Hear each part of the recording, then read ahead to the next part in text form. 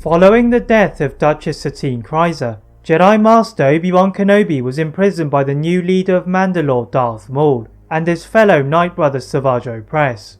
On Coruscant, Maul's former master Darth Sidious sensed this disturbance in the Force and ordered Mas Amedda to ready his ship.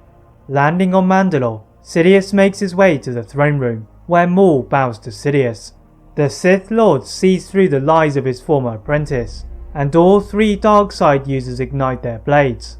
The combined efforts of Maul and Savage are no match for Sidious, and after isolating Savage, he easily impales the first Nightbrother. Maul jumps to his dying brother, watching the Nightsister magic leave him. Maul ignites his darksaber alongside his lightsaber to avenge the death of his brother, but Sidious is too powerful, throwing Maul around the room.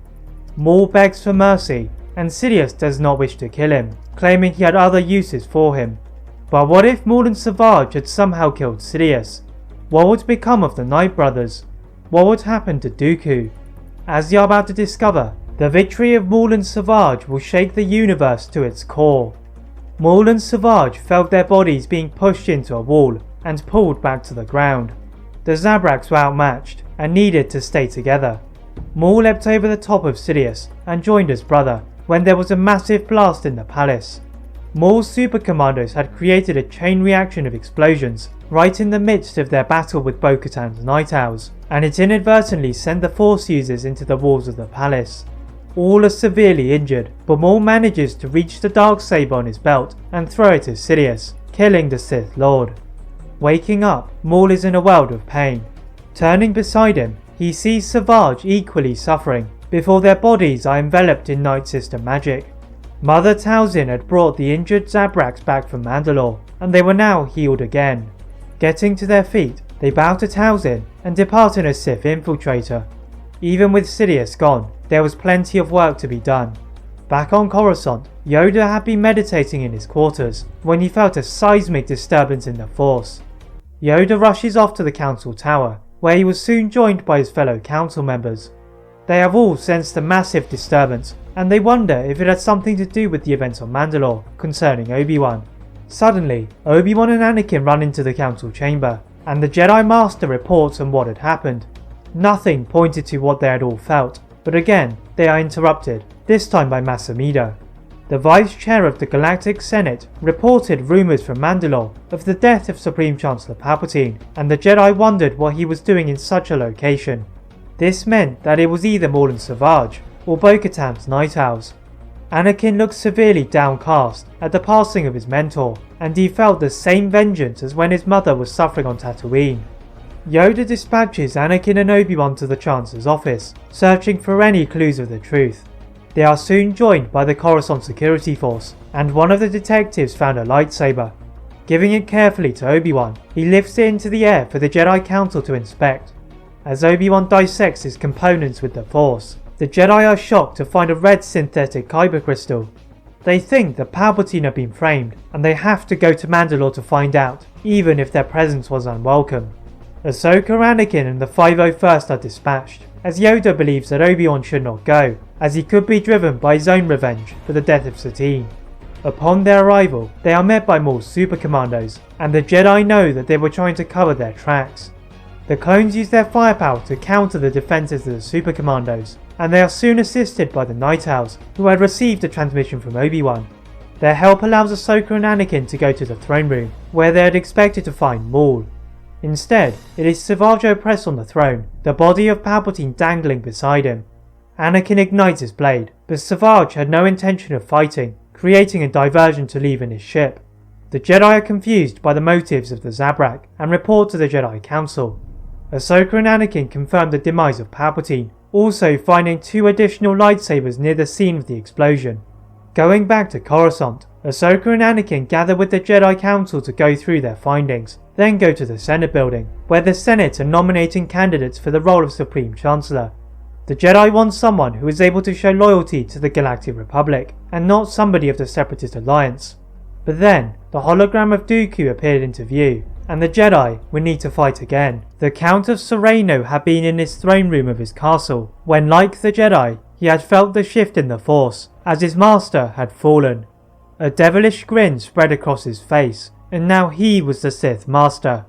Even if he had been concerned about how his master could have fallen, Dooku needed to prioritize the strategic initiation of Order 66. Gathering the members of the Separatist Alliance, Dooku needed a figurehead he could control. He decides to choose Gunray, and then presented the nomination to the Senate. The politicians would take a while to choose their next Supreme Chancellor, and in the meantime, Dooku left in his solar sailor to find out who or what had killed Sidious, and perhaps seek a new apprentice. The Sith Lord ventured to his secret tower on Coruscant, which he had shared with Sidious. Landing in his secret hangar, Dooku wanted to explore the tower and take the hidden Sith artifacts back to his base, but he felt a nearby presence in the Force. Lord Tyrannus got out of his ship and was soon met by a set of red blades. Dooku is initially taken aback by the attack, but quickly gathers his composure to disarm the masked assailant. Catching the lightsabers in his hand, he finds them to be those of Asajj Ventress, but removing the mask with the Force, it reveals the face of Barriss Offee. The Padawan of Luminara Unduli had endured the same disillusions as Dooku, and she had been looking for alternatives to deal with the corrupt Senate. Dooku knew that she could be a useful tool for the next stage of the Sith plan, and her first mission would prove our loyalty to the Sith. Back in the Senate, the Jedi were growing concerned about the nomination of Gunray. The Jedi were sure that Dooku had planned for the fall of the Supreme Chancellor, so they leave Obi-Wan on Coruscant to try and persuade the politicians. This meant that Anakin and Ahsoka led the 501st on a secret mission to Cato Neimoidia, hoping to strike a blow to the chances of Gunray. In the air, they are taken by a surprise attack from the fleet of General Grievous. Anakin leads the squadron through the incoming missiles, and they appear to be unscathed. But calling for Ahsoka, she is nowhere to be found. The Padawan had been the target of the Separatist attack, and despite her best efforts, she tumbled in a blaze of fury to the planet below. Aboard Grievous's ship, the cyborg was joined on the command deck by the former Jedi Barriss Offee, and they bow to the hologram of Dooku. Offee reports that she had successfully shot down Ahsoka Tano, and Dooku commends her for her efforts. Ordering Grievous and Barriss to track the Jedi, little did they know that the journey of Ahsoka Tano had not met its end. In the skies near Cato Neimoidia, Anakin was furious. Despite orders from the Jedi Council to continue the mission, Anakin turned off the transmission in disgust and turned around, ordering all of his clones to search the area around them. The clones see little sign of Ahsoka, but Anakin is not willing to abandon her. Suddenly, Anakin felt something from the Force bond he shared with Ahsoka, and she was in pain. Moving closer to her presence, he descends into the forests of the nearby planet of Corellia. The normally poverty and crime-ridden planet is even more chaotic than normal, and Anakin could sense a darkness. Anakin reports the news to the Council, and much to their reluctance, they decide to help, sending Plo Koon and the Wolfpack. With his previous experience on the planet, Master Rancisis provides key locations of dockyards where Ahsoka could be, and Anakin searches these thoroughly. After finding nothing, he goes to the cityscape of one of the spaceports, and Anakin sees Savage Opress terrorizing the local population. Anakin jumps to their defense, and this time, he would not allow the Zabrak to get away. Savage had improved his raw technique since their previous encounter, and Anakin was working hard to keep the double-bladed lightsaber away from him. Anakin cleverly pulled the Zabrak into an open area, and he felt a Republic gunship land behind him, from which Plo Koon emerged. With the Keldor Jedi Master, Anakin sliced Savage's lightsaber into two, then put his lightsaber to his throat, demanding the location of Ahsoka. The brutal Nightbrothers unmoved, and then he glanced over his shoulder to watch Maul's scimitar flying away. Anakin makes a quick and fatal slash across the neck of Savage, much to the consternation of Plo Koon. The clones clear the mess, whilst Anakin ran to his starfighter, which was fortunately close by. Chasing Maul through the skies, Anakin keeps him in his sights, watching as he descended into the strong dark side planet of Dathomir. Landing in the murky and swamp-covered land, Anakin loses Maul in the mist. The Jedi Knight tries to contact the Jedi Council and any of his 501st troopers, but his calls are met with silence. Using his lightsaber to provide lighting, Anakin expected to be surrounded by Nightsisters. However, he was walking past a massacre of the once feared clan.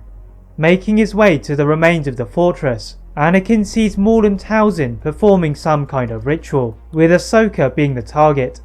Anakin surges forward in an attempt to stop the ritual, but he is projected backwards by an invisible shield. Getting back to his feet, he uses the Force to feel weaknesses in the shield and thrusts his lightsaber to break it and the ritual.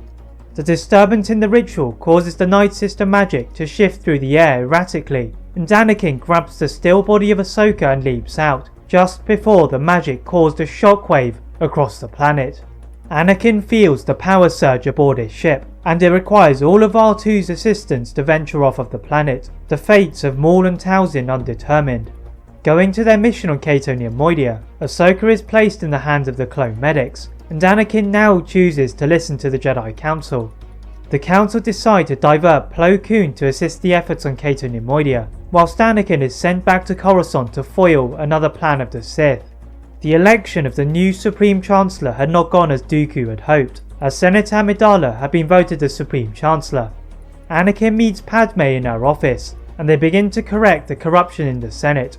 They go through the list of proposals and transactions under Palpatine, and find a disturbing amount going to Kamino, then quickly discover Order 66.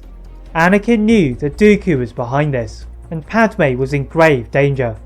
Anakin relays the news to the Council, and Shaak Ti is sent to alter the orders in the chips on Kamino, foiling another Sith plan. Back on Dathomir, Maul woke up from the ground. Looking for Towson, she had disappeared, and the hate he had for not only Obi-Wan, but also Anakin Skywalker after the fall of Savage, got him to his feet. Finding his ship through the haze, Maul aimed to strike a fatal blow to the Jedi. The scimitar sighed through airspace, and Maul was focused on going to Coruscant, failing to notice the dreadnought of General Grievous firing its ion pulse cannon. Using the tractor beam to draw in his target, the Magna Guards pulled out the body of the unconscious Maul, and Dooku ordered the droids to direct the ship to Coruscant. The Separatist army hovered over Coruscant, and they avoided the Republic defences, descending below in smaller droid gunships to the Works district. Dooku and Grievous sneaked their way through the massive streets towards the Jedi Temple, leaving Barriss and a majority of the Separatist army awaiting orders.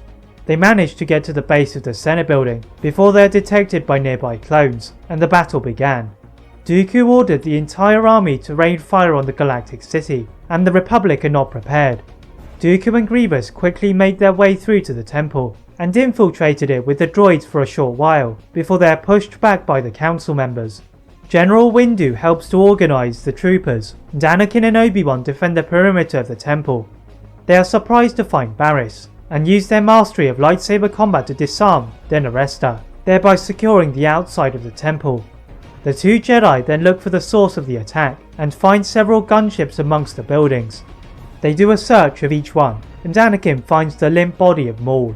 He orders his clones to rapidly tie him up, bringing a miserable end to a tragic tale. Then they go to the temple to assist the Jedi. The two sides are in a small stalemate until the two Jedi arrive, and Grievous cannot resist the chance to engage his old enemy. With this move, Dooku's plans are ruined, as they had to stick together to stand a chance, and Master Yoda wastes no time in helping Anakin to disarm his fallen apprentice. Grievous growls at the fall of Dooku, and his blades swirl in a flurry. The erratic movements clobber several Jedi Masters, but Obi-Wan holds the momentum, and it requires the efforts of Yoda and Mace Windu to destroy the cyborg. Anakin and Obi-Wan run to the Halls of Healing, and Ahsoka had recovered from her dark side adventures. For the Jedi, they were grateful that the Zabraks had made their path a lot easier. That is it for What If Maul and Savage Killed Sidious. If you enjoyed this, please like this video, turn on your notification bell, and subscribe to this channel and my other channel What If Films for more what ifs. And as always, leave a comment of what if you'd all like to see next, and how I can improve my videos. Thank you all very much for watching, and see you next time.